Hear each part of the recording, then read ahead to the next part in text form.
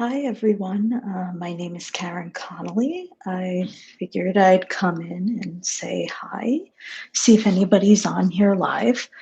Um, I've done a 200 and a 300 hour yoga teacher training, and now, after a couple of months of, I guess, pretty much like resting after that, now I'm feeling like it's time to do the Yin Yoga training. I have a training I purchased actually before those other trainings, just to get a more in-depth knowledge of it.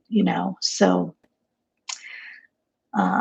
Yin Yoga is where you hold the positions for a long time.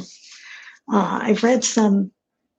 I've read some studies, and they say that if you hold the pose for at least a minute and a half, then that starts to release your fascia and the tightness in the muscles. So that's something to be aware of if you tend to be really tight. So it might be good for people who are athletes or do a lot of weightlifting, that kind of thing.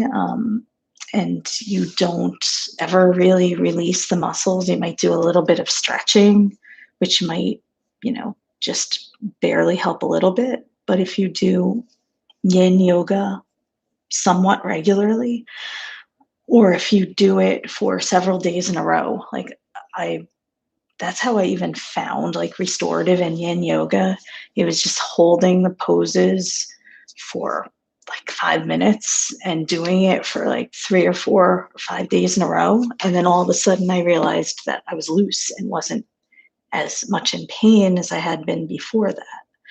So you'll notice changes over time if you do it regularly. Usually, when you're first starting out, they tell you to do maybe a minute each time. I think you should always do at least a minute and a half, just because that's how long it takes in order to get to that place where you're actually releasing in there, not just superficial muscle, but more of the deep fascia that could be causing some pain that is not just the superficial muscle. So you don't realize that you need to do something else.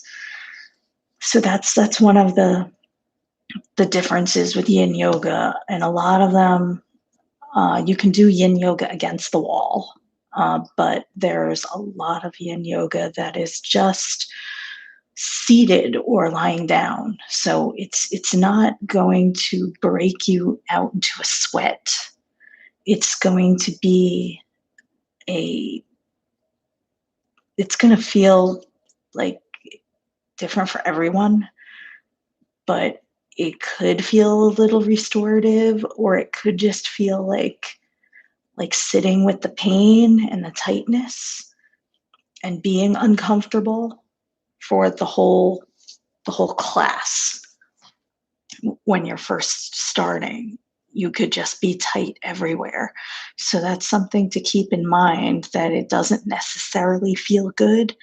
It might feel better after a time, after you do it for a while, or even after one class, you might feel a lot better. So there's no one particular way to know how you're going to react to it besides just doing it. Of course, if there's different kinds of pain too, as you're aware. If it feels like something is going to tear or break, then obviously you don't hold that. But there are ways to make it more comfortable while still getting the same effect.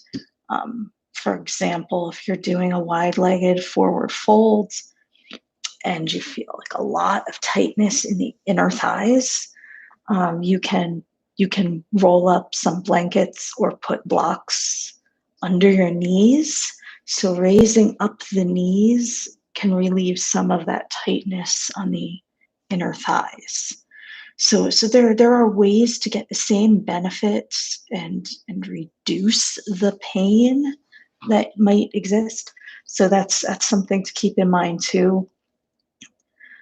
a lot of the classes I've done did not have a lot of props. They might have had like a block, but I have attended local classes with a yin teacher, and it was more of a restorative yin. So I learned to use like bolsters and blocks and pillows and blankets. And I found ways to make it work for my body. So I encourage anyone who wants to do yin yoga, especially on a regular basis. If you know you're in pain, maybe back pain, leg pain, tight sides, shoulders, anything, I highly recommend getting a bolster, 2 blocks, at least 2 blankets, and maybe a strap. And you can probably get away with not using a strap. I have one, but I rarely use it. But it really does help if you have it. So those are some essentials I feel when you're doing yin yoga, to have some props so that if it's too much of a tightness and a stretch, then you can make it more comfortable. So I hope this has been helpful to you. Let me know what you think in the comments, and like and share um, this video, and be sure to like my page if you haven't already on my channel. So I hope I will be posting more videos more regularly. Uh, Thank you for joining me today. This is Karen Connolly, and until next time.